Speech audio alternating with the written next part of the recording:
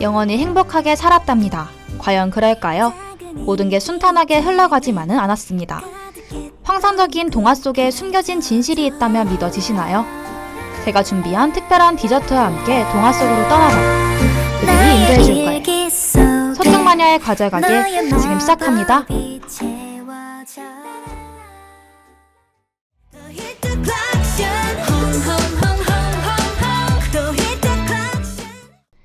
안녕하세요, 서쪽마녀입니다. 두 번째 시간으로 만나뵙게 되어 반가워요. 간략하게 지난번에 다뤘던 동화를 살펴볼게요. 저번 시간에는 작가 잠바티스타 바실레가 죽은 후 유작으로 낸 판테메톤의 49가지 이야기 중 하나였던 태양, 달, 탈리아라는 이야기를 각색한 잠자는 숲속의 미녀 이야기를 만나보았어요. 공주 등장님께서 제목에도 다양한 의미가 있었던 걸로 기억이 나는데요? 라고 남겨주셨네요. 맞아요. 잠자는 숲속의 미녀라는 제목이 잠자는 미녀를 뜻하기도 하지만 숲속이 잠들었다는 의미의 잠자는 숲속의 미녀이기도 했다고 했었죠. 나는 왕이로소이다 님께서 오고도 등장했잖아요. 라고 댓글 남겨주셨네요. 네, 왕자의 엄마인 왕비가 오고로 등장했어요. 오고라는 명칭에 살을 덧붙여 널리 쓰이게 한 사람이 샤를페로였었죠. 기억이 나시나요? 익숙했던 동화에 몰랐던 이야기를 많이 알게 된 시간이었죠.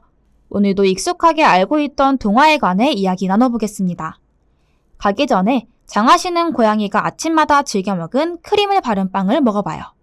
우리를 동화 속으로 안내해 줄 거예요.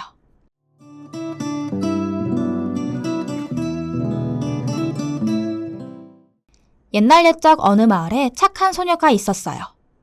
어머니가 돌아가시고 아버지가 새로 맞이한 새엄마와 2명의 새언니가 아버지가 돌아가신 후 소녀는 엄청난 구박을 받으며 살았어요.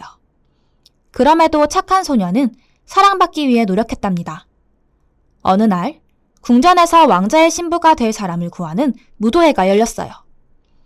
왕은 결혼하지 않은 아가씨들을 모두 초대했죠. 소녀는 무도회에 간다는 사실에 매우 기뻤어요. 다락방에서 친엄마의 오래된 드레스를 발견하고 예쁘게 다듬어 무도회 갈 준비를 다 끝냈답니다. 그런데 나쁜 새엄마와 새언니들은 소녀가 무도회 가는 것을 방해해 못 가게 되었습니다. 슬퍼하던 소녀 앞에 요정할머니가 나타나 호박을 멋진 마차로 만들고 다른 동물들을 이용해 말과 기사를 만들어주며 소녀를 변신시켜 주었어요.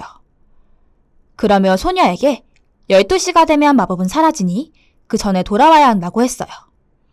무도회에서 왕자는 소녀의 아름다운 모습에 반해 함께 춤도 추었답니다.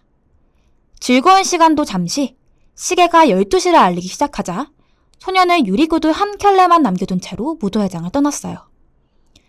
왕자는 유리구두가 꼭 맞는 아가씨를 찾기 위해 사람을 보냈고 새엄마의 방해에도 불구하고 소녀가 유리구두의 주인이라는 것이 밝혀졌답니다.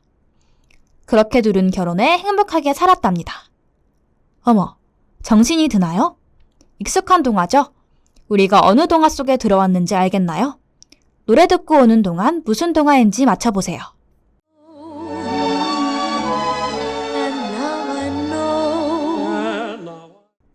벌써 노래가 끝났네요. 오늘 소개할 동화가 무엇인지 알겠나요? 이미 노래가 OST여서 눈치채신 분들이 많았을 것 같아요. 맞아요. 바로 신데렐라입니다. 신데렐라의 이름의 유래에 대해 아시나요? 재를 뜻하는 이탈리아 캐너에 뭐뭐 하는 사람을 뜻하는 톨라가 붙은 제투성이라고 합니다. 다른 언어권에서도 각 언어에 맞게 번역되었다고 해요. 본명에 대해서는 각 지역의 판본마다 주인공의 이름이 나오는 버전도 있고 안 나오는 버전도 있다고 합니다. 대표적으로 이탈리아판 신데렐라의 본명은 체촐라이고 중국판 신데렐라의 이름은 예셴이며 마리아나 바실리사 등 그 지역의 흔한 이름으로 나오기도 합니다. 현대 한국에서는 신데렐라 이야기를 영어 동화로 많이 접해 디즈니 실사 영화에서는 본명이 엘라로 여기에 제를 뜻하는 신다르 앞에 신데렐라, 즉 제투성이 엘라가 되었다는 설정을 넣은 것이 유명해진 탓에 신데렐라 본명을 엘라로 아는 사람이 많아요. 신데렐라가 동화다 보니 많은 사람들이 아데르센이나 그림 형제의 작품이라고 생각하실 수 있으나 사실 신데렐라의 원작자는 불명이라고 합니다. 유럽 문화권에서 아주 오래전부터 전해져 내려오는 이야기라는 것이 전부죠.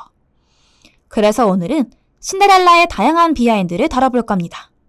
어떤 이야기들이 있을지 궁금하시죠? 이 마법 음료를 마셔봐요. 비밀의 하원에 나온 크림이 동동 뜬 우유예요. 노래 듣는 동안 우리를 원작 속으로 데려다 줄 겁니다.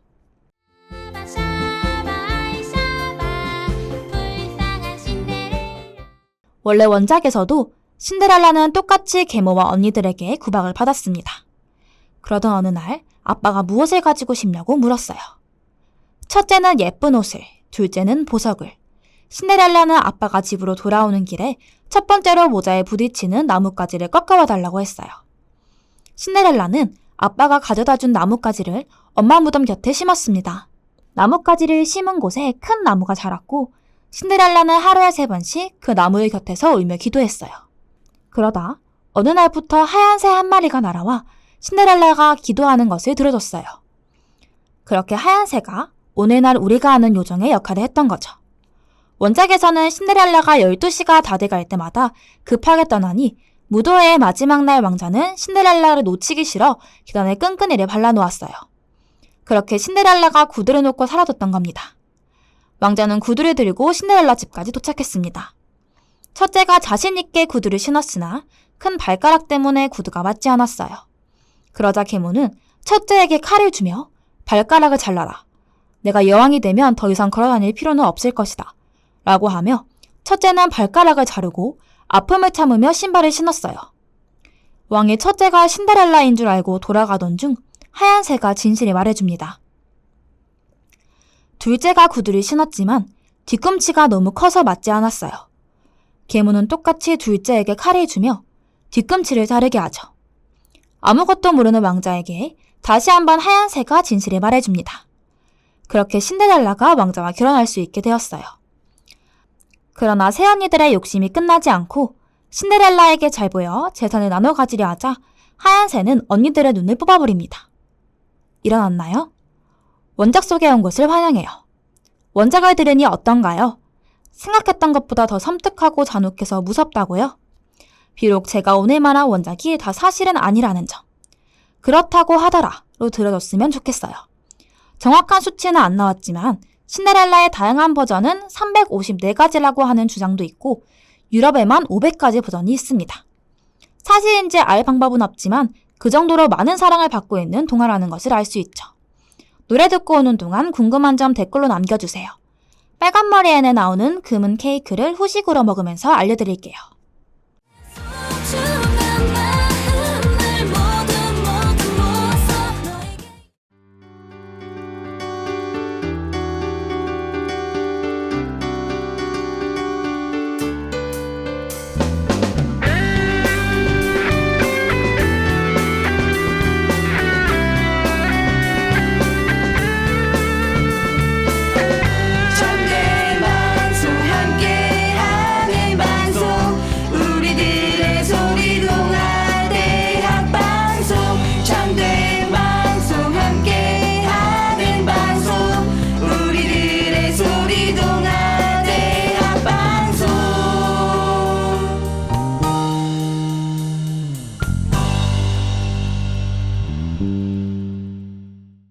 후식 준비하는 동안 많은 댓글이 달렸네요.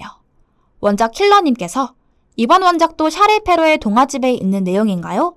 라고 댓글 남겨주셨어요.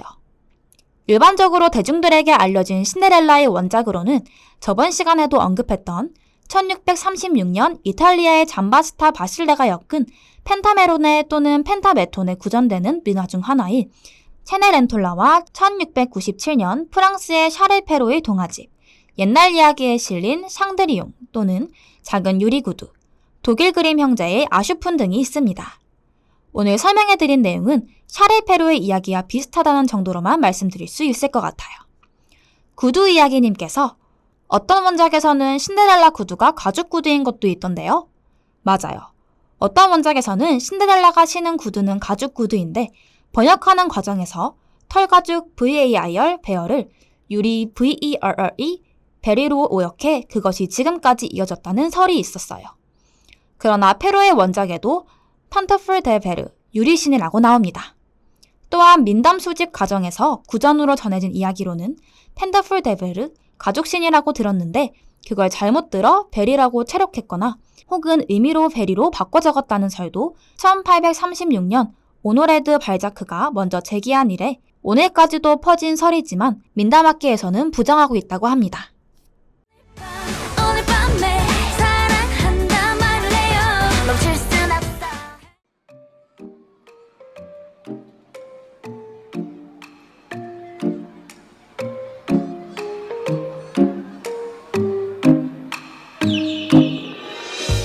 알고 있던 내용이랑 달라 너무 놀랐죠? 신데렐라의 의미가 재투성이라는 것과 언니들을 섬뜩했던 이야기가 있었다는 것 다시 한번 기억해주면 좋겠어요.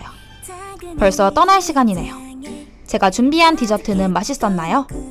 잘 알려지지 않았던 이야기들을 회차마다 하나하나씩 풀어갈 테니 다음에 또 놀러와요. 소쩍마녀의 과자 가게는 유튜브와 다음미디어 센터 홈페이지에서 다시 들으실 수 있답니다.